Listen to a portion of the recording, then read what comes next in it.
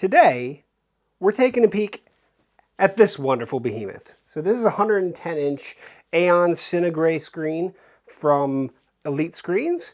It's an acoustically transparent screen, and I have been severely blown away by the quality of the screen, but also the colors that pop out. It is ambient light rejecting, so if you have light coming in from the side, it's definitely going to help with that. And they definitely recommend having at least a 3000 lumen projector, but I'm actually doing this with a 2200 lumen projector, and in my room, it is quite fantastic. So, we're going to dive into this guy.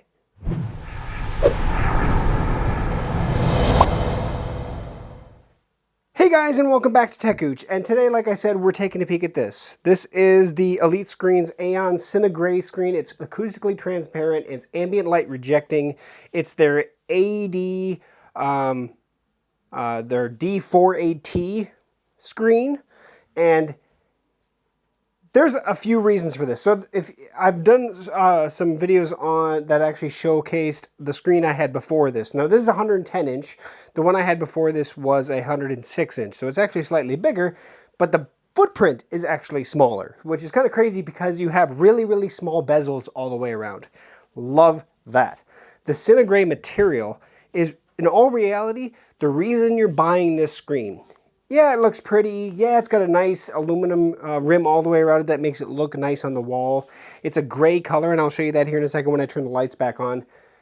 But you're buying this because of the screen material. Now, this is a perforated, acoustically transparent screen. Where I'm standing right now, I can actually see the little perforations on the screen.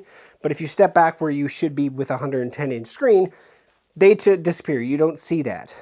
Also, I have my Klipsch speakers behind the screen, and because it's acoustically transparent, you don't lose quality of sound. You don't lose the quality, but you also don't lose the ambient amount of sound. So I don't see any decibel difference between having the screen in place and removing it, and I'll show you that here in a little bit as well.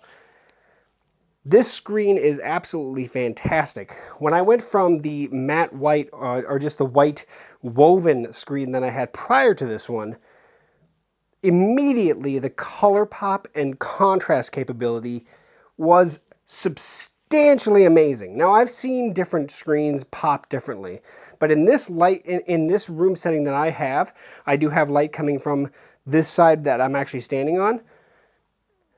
The color pop was amazingly different. I mean, it is impressive, the quality of the colors, and then the contrast capability of the light to darks. Now, if I had a brighter projector, I think this would actually even do better than what I'm currently providing it. But even with 2200 lumens, well, rated lumens, out of my projector that I have, it has been stellar. Now I have my light on just so I can actually show you things and you can actually see me. So you can see how bright it is in here, how much shadow I'm getting because the light's actually in front of where the, actually a ceiling mounted light. But you can see still really good contrast even in this low light, and to be honest, a projector that doesn't have a tremendous amount of light. But this is called an edge-free display. It's got a very, very small edge all the way around. It's aluminum, and it just looks really good in the room. So hanging it up, it just looks fantastic. The quality of the image, it's amazing how much the right screen makes that much of a difference, but it really does. And of course, I've always known that, but in each scenario that you place it, well, can alter everything. So what we're gonna do is I'm gonna actually show you some differences, or show you actually first demonstrate the sound on this because it is an acoustically transparent screen. Then we're going to look at light differences between having the light on up on the ceiling, having more light coming in from the side, and we're going to look at the differences on that. So in the end, you should get a decent picture of exactly what you're going to get here. So I do have the camera turned f-stop turned way up actually, so that we're not getting a whole bunch of lines. But in the end, hopefully I can at least demonstrate what you're seeing here and why I think this is such a great screen. So now I'm standing with the light on, so hopefully you can see a little better, but you're going to get a nice shadow on the screen itself. This is what's called an edge-free display. So the screen itself actually goes almost all the way to the edge with a slight aluminum frame around it. The actual fabric itself wraps around and has springs that are holding it in place, and then the frame goes on over that. Pretty simple, to be honest. Now, I did a full setup video, so if you want to see this guy set up, definitely check that out. But what we're going to do now is I'm going to show you two things.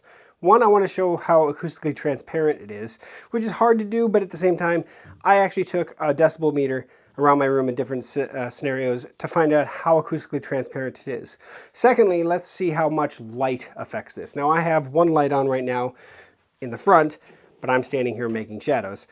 We're going to check to see how much a light from the front, basically almost the same direction as the projector is going to have on the image, but also from the side. So if I put light off to the side, how much of a difference does that make? And there are differences because obviously it's designed to reject the stuff over here and allow that projector light through. The light that I have in the ceiling is slightly off, but it is in the similar direction of the projector, so it does have a little bit more effect. So with that said, let's take a peek at showcasing this guy in, well, showcasing the audio quality as well as the light reflection. Okay, so for this section, what I'm going to do is, right now I took the screen back off, so I've had it installed here, but I'm taking the screen off to expose the speakers, because now it's really time to see how much of a difference, how well the audio comes through the perforated screen, right? Is it really, I mean, how much does it degrade? So I have the amp set at 70, and I'm going to play the same song.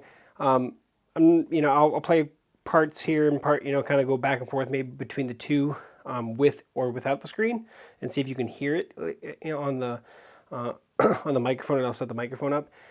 But I'm going to take some audio readings using my Apple Watch, using just the decibel reading for sound. In a couple different spots in the room. I'm going to notate those, and I'm going to make sure I do it in the exact same spot each time. And yeah, we'll see how it goes.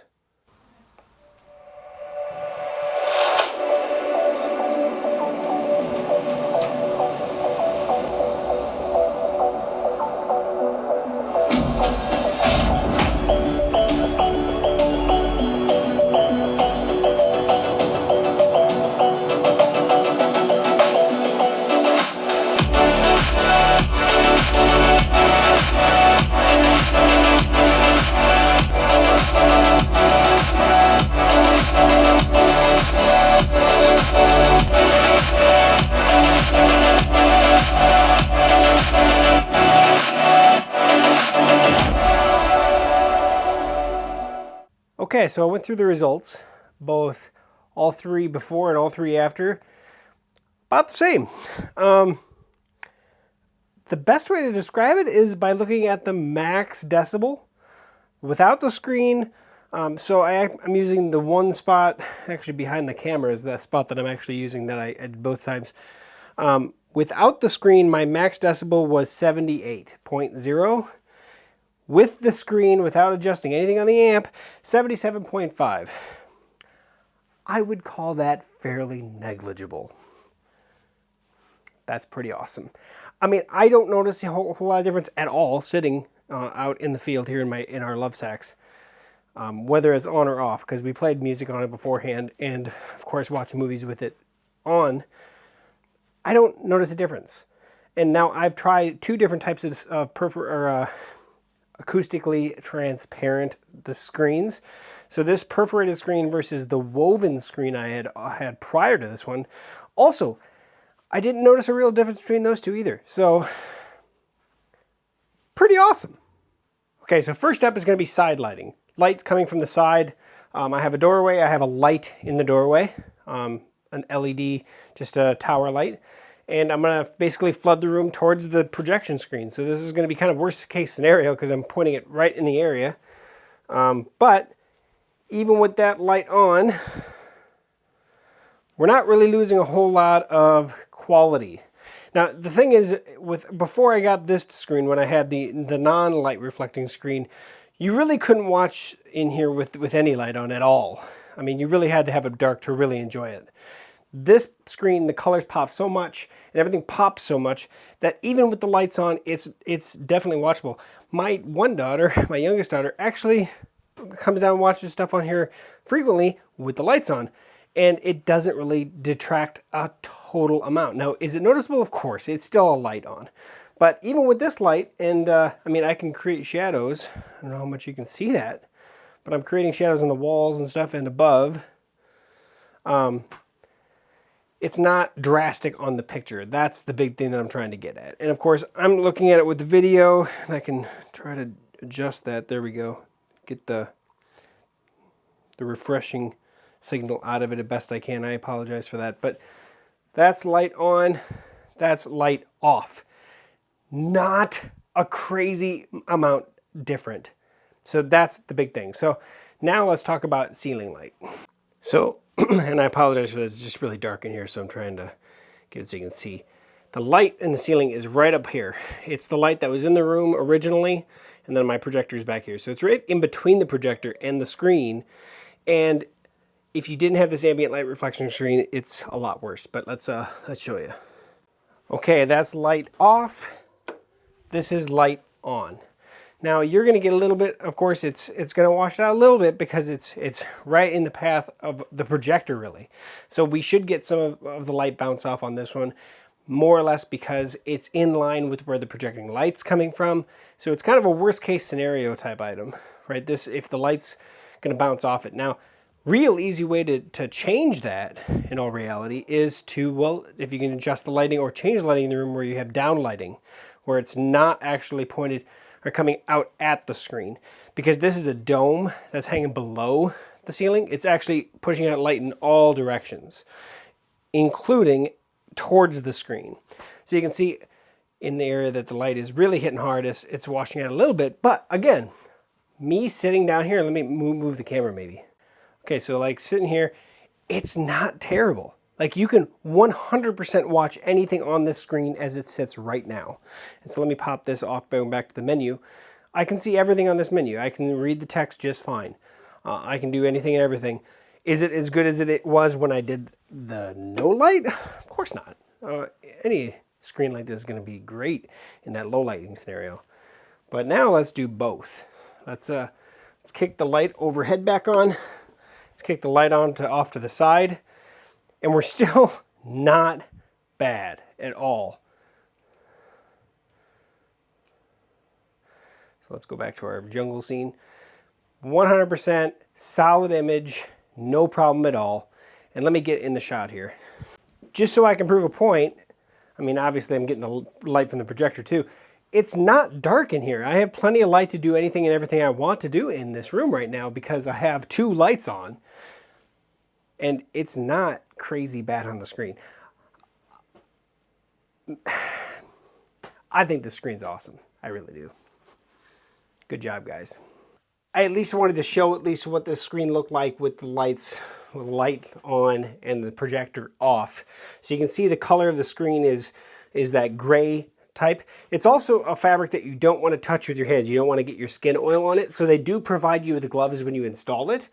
2 sets of kind of a cloth cotton glove so that you don't get your oils on the screen. And I always make sure not to touch it because I don't want to get my oils on there and actually cause any kind of problem with the reflection and the use of the screen. So they just want to make sure that you keep that away from it because you don't want to use chemicals to clean it. You just want to, if you do get dust on it, which you shouldn't, you just want to make sure it's a delicate item. It's kind of like cleaning your TV, right? You want to be easy on it, and you don't want to use any chemicals in this case. No washing it off or anything like that. But it's quite the screen. So I wanted to show what those acoustically transparent perforations look like when you're really close to it. My lens is actually like 6 inches away right now. Just small perforations in it, and it's not noticeable, obviously, when you're watching it, but they are there. And of course, as soon as you step back, they disappear real quick. And here we come to the end. So my final thoughts on this screen. I love it. Absolutely love it. The The screen itself, if you're watching the setup video, it did take a little bit longer than I anticipated for the wrinkles to kind of relax out of it, but I think that has to do with my specific atmosphere. This is in my basement, and it is cool here year-round, and when I put this up, it was cold down here. So I think one of the big things is that you want to make sure that the material has a time to heat up to 70, 75 degrees, that room, what you would call room temperature, right? Well, my basement doesn't get really, in the wintertime at least, doesn't really get much above 60. So it's cool, really cool down here. Here in the summertime, it's warmer upstairs. Right now, it's maybe high 60s down here. It's really nice. So one thing that I learned real quick is if it's not warm where you are, the fabric to relax after you roll it out the first time, yeah, it's going to take maybe a little bit, but if it's warmer, it probably would take less time. In the end, I actually popped this off the wall and got it into a warmer area to allow it to relax, and it worked substantially better. It worked out really, really well. But that withstanding, I did that more just to see if it would help, but it never bothered anybody. Actually, nobody ever noticed any of the small wrinkles that I had from unpacking it. So that's something to say. The quality of the image on this screen is fantastic. But the big thing is that it is an ISF certified screen. The colors actually what made me fall in love with this. As soon as I went from my previous screen to this cinematic screen, it was night and day almost to me, because the colors just made so much of a difference. Yes, the contrast was better, and that's great. Yes, I was rejecting the light that I get from my door that's over there, and that's fantastic. But the colors just made me fall in love with the image.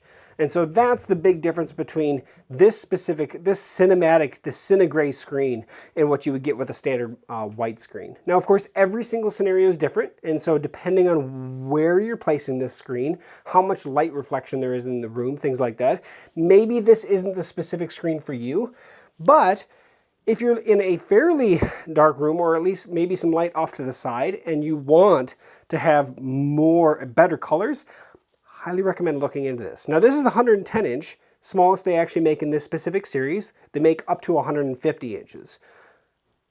Highly recommend it. I really do. It's a fantastic screen.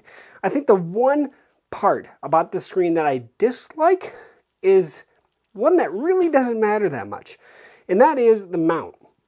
It's a very cheap way of mounting, and if you watch the setup video, you'll see what I mean. But it's not going to go anywhere. It's on clips on the top, but it's the bottom that keeps the bottom from coming out. I can come up here and just kind of rattle it back and forth. So if I had, for instance, a room that maybe during the spring and fall when it's cooler outside, I had a lot of wind maybe coming through here, it may rattle this a little bit. So that's something to say. I wish that they would actually change that. The mount on my other screen, actually, once you got it on the wall, you actually screwed it up, and it actually pinched in the spot, and it wouldn't move. It actually held it off the wall a little bit, so this does actually stick to the wall a little better. But that is the one item I dislike about the screen. Every other piece I love. The only thing is the bottom mounts. I wish there was a way that it would actually maybe spring loaded or something where it actually held into place. I think spring loading actually would probably be a good idea. So you'd clip it on the bottom, pull it up onto the top, but it would spring load down so it didn't want to move around at all. So that's an idea for your Elite screens. I will put a link to the description, not only to where you can check this out on Elite Screen's website, but also purchase, as well as to my full setup video. So if you want to see me go through the whole paces of setting this up in this room where I'm standing, highly recommend checking that out. Thank you for watching all the way to the end of this video, and thank you, Elite Screens, for making such a great product. Not joking, love the colors. And it's not just me. When I went from the white screen to this screen, my kids and my wife and even some of my friends that were down here, they all said the same thing. That looks fantastic. So, thank you for watching. Thanks for staying here to the end. There's a black nighttime shot, I guess. There we go. And there we are, some motion. See you again soon. Like, comment, share, subscribe. Thanks for watching.